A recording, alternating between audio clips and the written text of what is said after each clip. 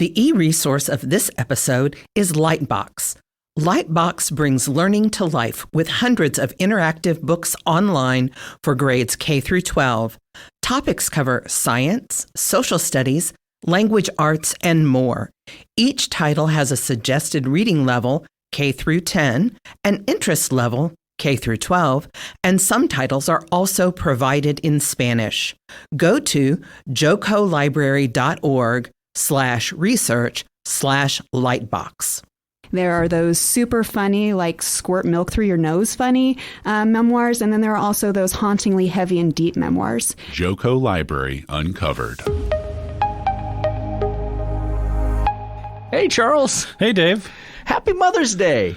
It's not Mother's Day. Wrong. Every day is Mother's Day. At least in some small way, it should be. Think of all that mothers do. Inspiring. Supporting. Loving. Caring. Nurturing. Educating. Helping. Selflessness. Sacrifice. Managing. Empathy. Being patient. Accepting. Parenting. Generosity. Kindness. Trusting. Consistency. Reliability. Resiliency. Resourcefulness. Honesty. Empowering. Humbleness. Authoritativeness. Being responsible. Being just plain awesome. All while often holding down a full-time job as well. Moms, we salute you. And we devote this episode to Momoirs. And what's a memoir, you ask? Well, a memoir, as you know, is essentially a personal account of memories. It's narrative nonfiction. Right. So a memoir is a personal account of memories from a mother's perspective. It's also another collection deep dive, and Gregg is back hosting a discussion with Kelsey and Caitlyn about a genre worth your time and attention, Momoirs. But first, a bit of news. Library News. Hey, Gregg. Hey, Charles. How are you? I'm doing well. How are you doing? Doing great. Thank you. Well, happy to have you back again with another collection deep dive. What are we talking about today, and who do you have with you? Absolutely. First of all, thank you and Dave so much for inviting us in to do these collection deep dives. We've really enjoyed them. And if anybody out there hasn't listened to them, you can go back at jocolibrary.org/uncovered to go to our previous episodes with all the book lists of all the topics that we've come to discuss. But we are going to wrap up our season with a discussion of memoirs. These are not memoirs per se, but these are kind of like biographies and nonfiction works and essays written from the point of view of mothers and concerning motherhood. Now, Charles, this may shock you. I am not myself a mother. Oh, okay. But the topic of motherhood is universal. Whether or not you are a mother, you have a mother, you might be a mother in the future, or you've had somebody in your life who's played that role. Motherhood is extremely important. And something we cannot wait to get to in the deep dive today. But before, let's go ahead and introduce our guests. Hi, Gregg. My name is Caitlyn Perkins, and I am an information specialist at the Corinth branch in Prairie Village. I am a mother of two adorable and very high-energy kiddos.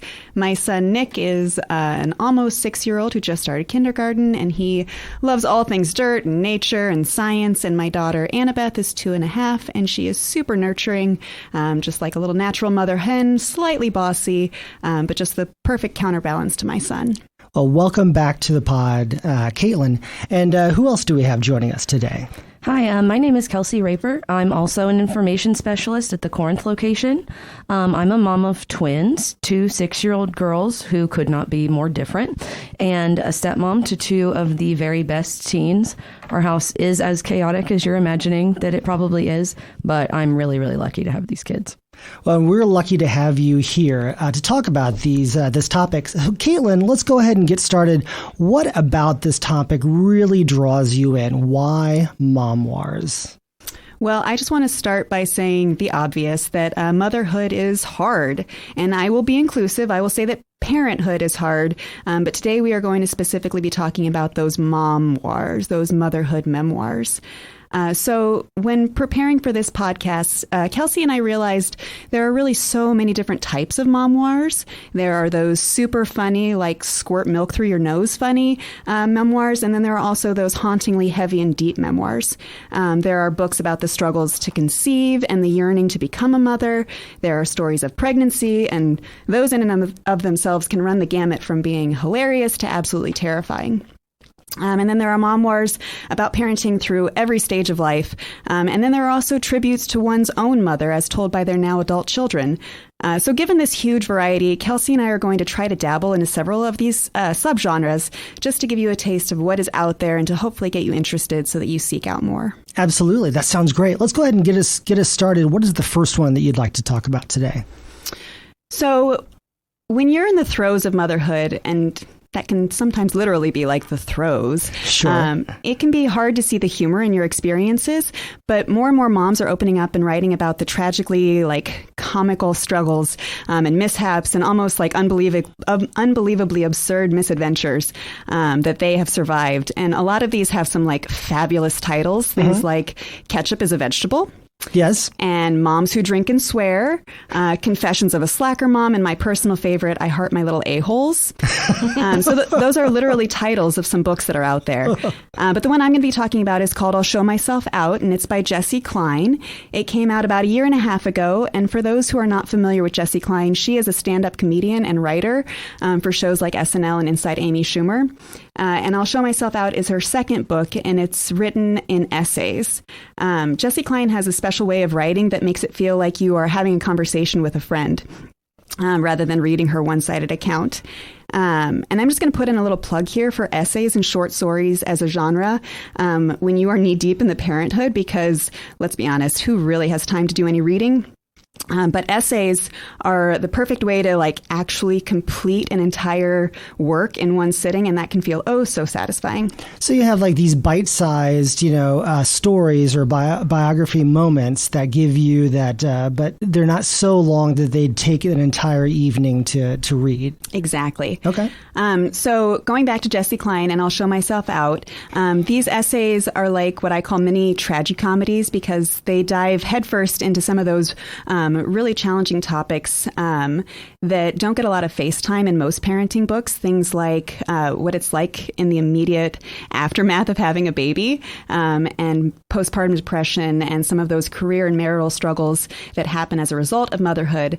But because she's a comedian, she is able to bring humor and humility to these topics so they don't feel quite so heavy or overpowering.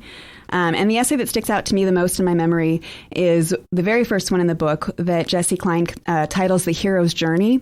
And it so perfectly describes that relentlessness of motherhood, of always having to choose to be there and present with limitless, like unconditional love.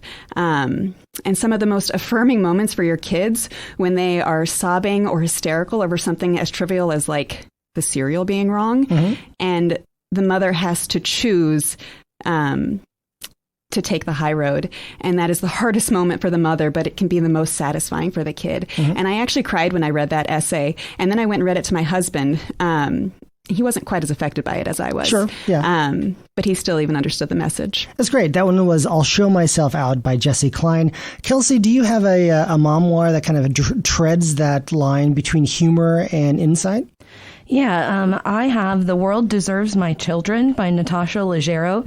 Natasha Leggero is an actress, a stand-up comedian, and writer. She's written for shows like Chelsea Lately and networks like Comedy Central. So she does a really good job, combining the seriousness of motherhood with being able to like pick out the humor in it. This book is also written essay style, which, as Caitlyn said, is, at least for me, it's probably a preferred, way to read. Absolutely. Parents are so busy, and it's so much easier to just take in small chunks of a book at a time and not feel like you're missing things. Between doling out snacks and driving children around and all of those kinds of things.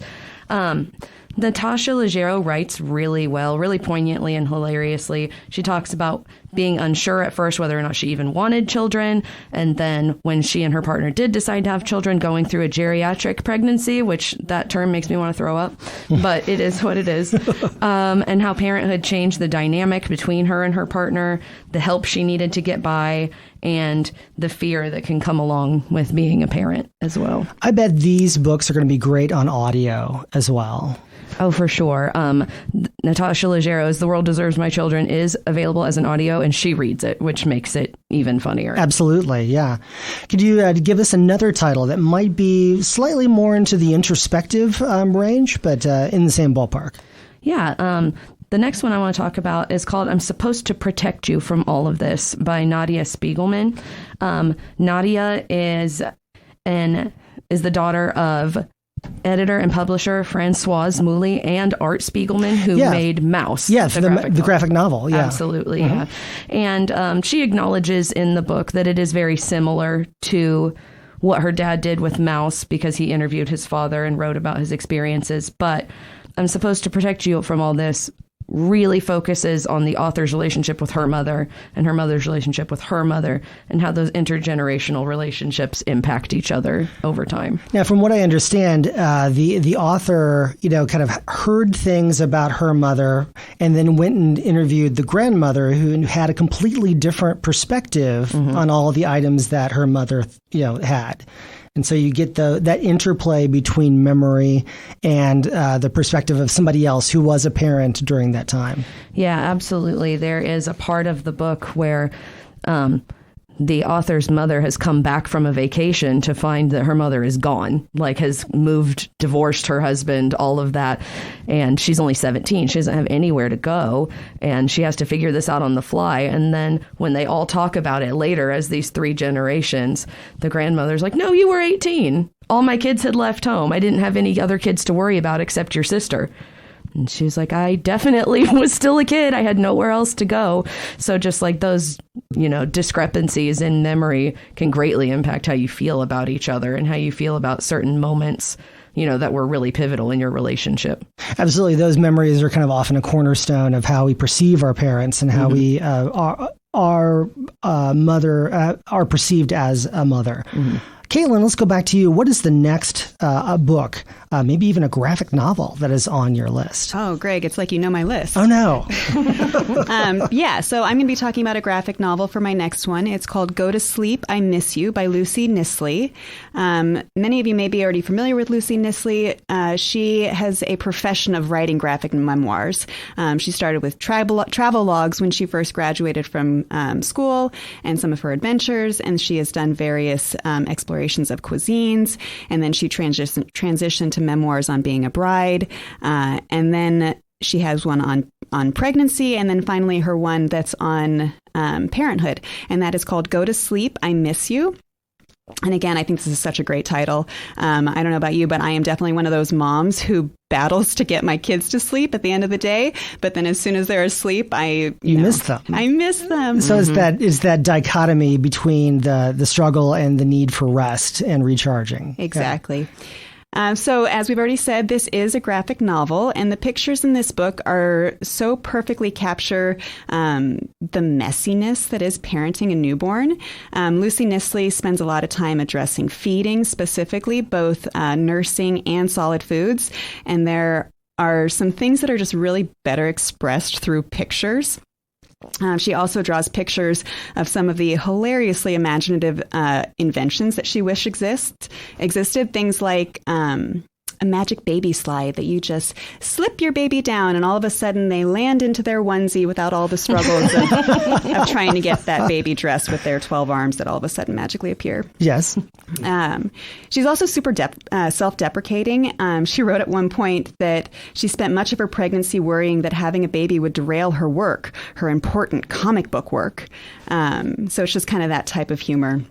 But yeah. I do think it is important because it helps moms to connect and to share some of those experiences that feel so personal, but to know that other people have gone through them too.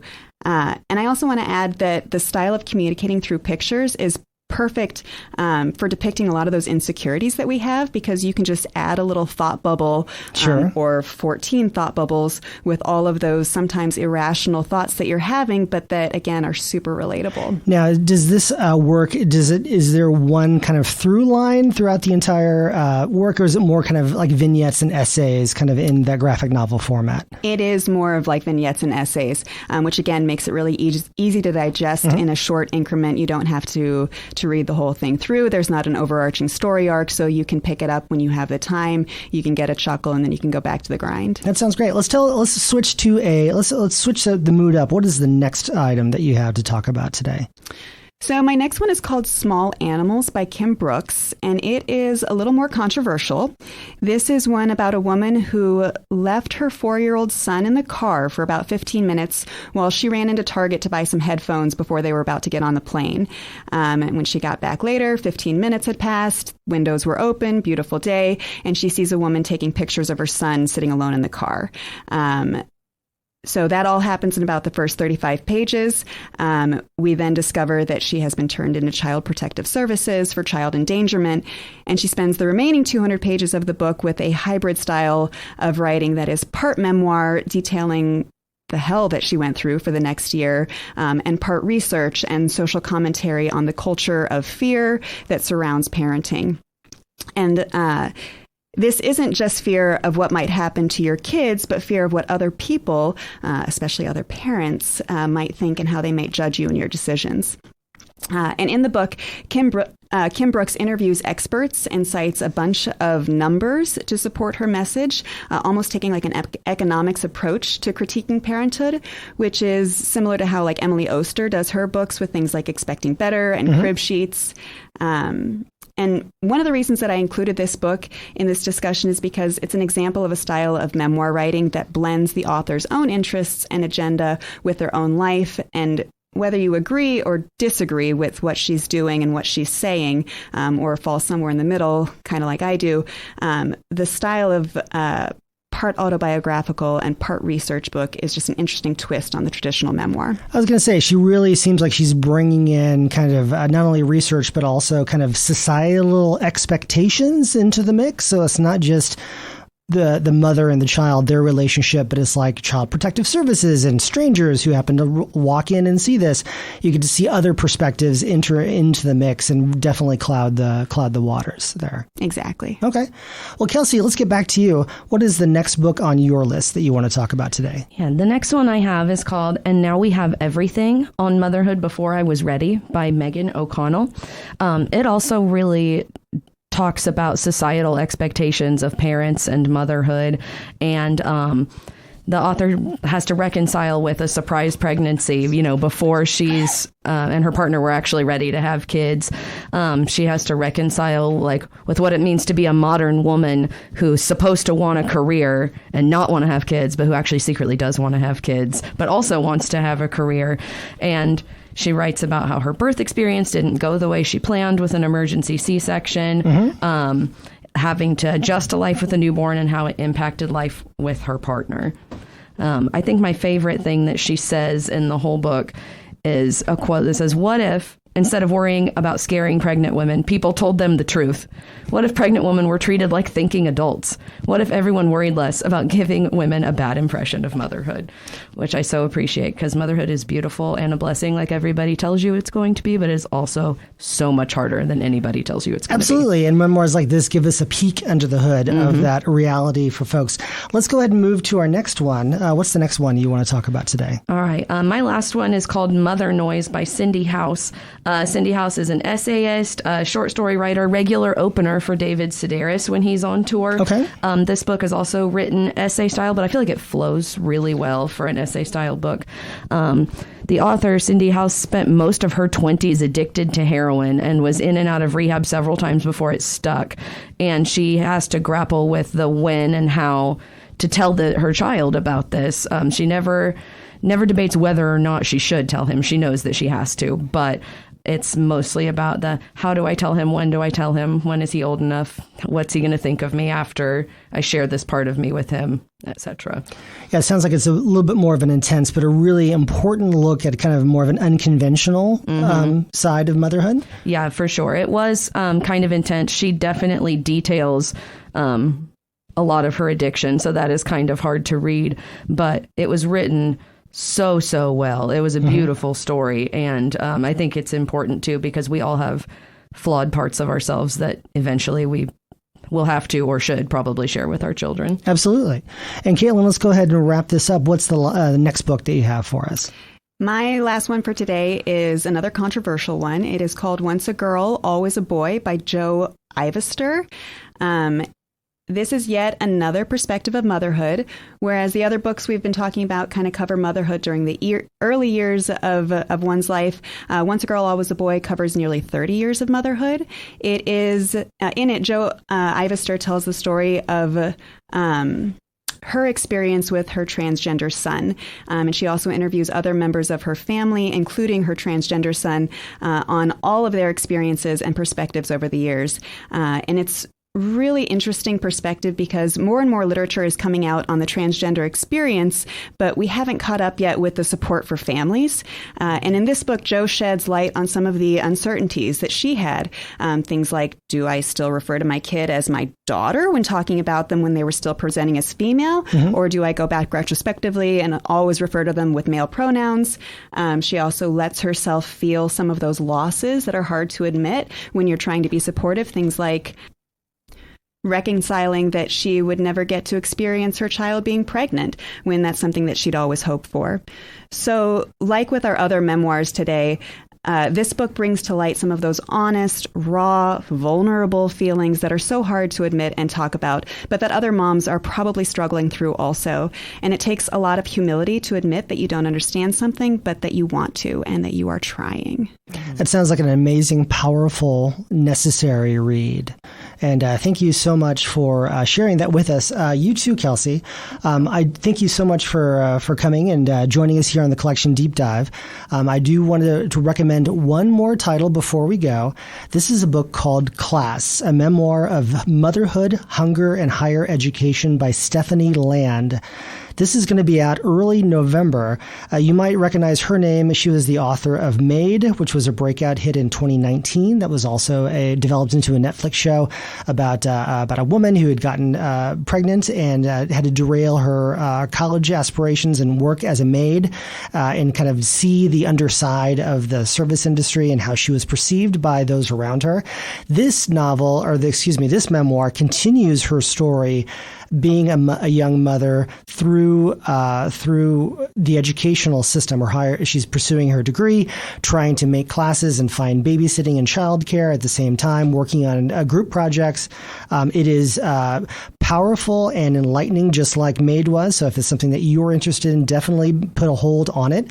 And this and all of our selections are going to be in the show notes. So if you want to place those holds, please do so. Dave, Charles, thank you so much for having us here. Don't go anywhere. There's more Joco Library Uncovered to come.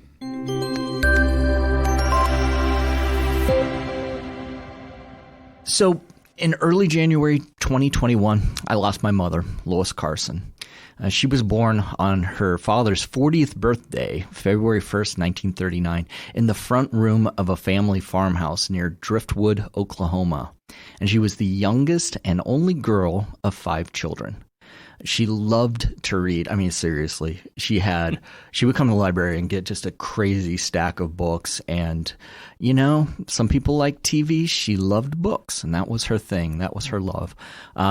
She was a big leader in her church and was a president of, organization in her church that was statewide and even had some impact nationally. And so she loved music and singing and her family, games and puzzles and traveling. And she did a lot of big things despite coming from such a tiny place. And hers is a memoir that I would love to read. So, to conclude today's topic, I implore all of you listeners who still have your mother, give them a call. Ask them to share their story, even if you've heard it a million times. And with that, we conclude our 2023 season.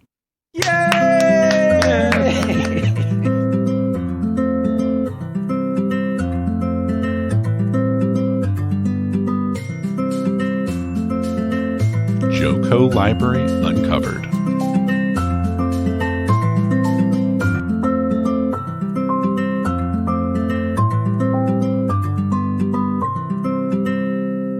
If you enjoyed today's topic, you might just be interested in these recommendations from our collection. First up, Charles' Choices. So the first one of these that I picked is I Love You, But I've Chosen Darkness by Claire Vaye Watkins. That's a great title. It is, and it's a great book. It's part memoir, part fictionalized memoir. So the author, their dad was actually involved in the Manson family. Yeah. And kind of an absentee mother. And so this is a collection of her essays kind of coming to grips with her childhood and having that going on around her and her own motherhood and how she is trying to be a parent. And it can be heavy in points, but it's also funny, and it's a great one. I really enjoyed that one. Sounds fascinating. And then the other one is probably a little bit off of the mark for this, but maybe not. The Alpha Female Wolf, The Fierce Legacy of Yellowstone's 06 by Rick McIntyre. So Rick McIntyre is a wolf biologist who has studied in Yellowstone and was there at the reintroduction of wolves to Yellowstone. He studied them. He took copious notes, was there every day watching the wolves. And Yellowstone's 06 was one of the most famous female wolves that did not have a pack at first. So when she split off on her own away from her parents, she was a strong enough and capable enough wolf that she could kill full-grown bull elk by herself. So she refused suitors from the other wolf packs, and kind of it's a story about a strong, independent wolf that she didn't need any male wolves around. She was the alpha by herself. So nice. I thought that was a good fit for that. I gotta say, I love the Charles choices for the entire season, but each time you bend the theme just a bit, and I love it because I would not have expected the alpha female wolf, The Fierce Legacy of Yellowstone. That's great. And next up is a Dave's double feature. We invite you to visit the streaming video section of our e-library. That's jocolibrary.org/e-library. And I invite you to check out Canopy. If you haven't checked out Canopy, why not? I mean, we've up for a whole season. We're like, hey, go check out Canopy. Try Canopy. There's a lot of good stuff there. For sure. You can watch 10 free films a month, and they're all high quality, including this mother-daughter relationship movie called Lady Bird. It's about the relationship of a teenager on the verge of big changes and all kinds of opportunities and challenges, all while the mother is kind of navigating her feelings and being a parent and dealing with her daughter's desire for independence, but also being really afraid about being abandoned. Anybody that's been in the empty nest situation can relate. Great movie, Lady Bird. And pop over to the DVD section in the stacks and look for All About My Mother, which is a 1999 film from the acclaimed Spanish film director Pedro Almodóvar. Have you ever seen an Almodóvar film? I don't believe so. No. Start off with women on the verge of a nervous breakdown, and then watch every film until the present. Including All About My Mother. Including All About My Mother, which is a film that's part of the Criterion Collection, and it won the Oscar, BAFTA, and Golden Globe for Best Foreign Film, and it stars Penelope Cruz. And if you've ever seen an Almodóvar film, it's not really easy to explain because the plot, you just can't sum it up with all the twists and coincidences and surprises and turns. And the characters are always just kind of nutty, but very realistic, and you're right there with them because they are so. Well, maybe because I'm nutty. Anyways, those are my two films: Lady Bird and All About My Mother. Well, for a full list of those book report recommendations, you can find them on our webpage, jocolibrary.org/uncovered.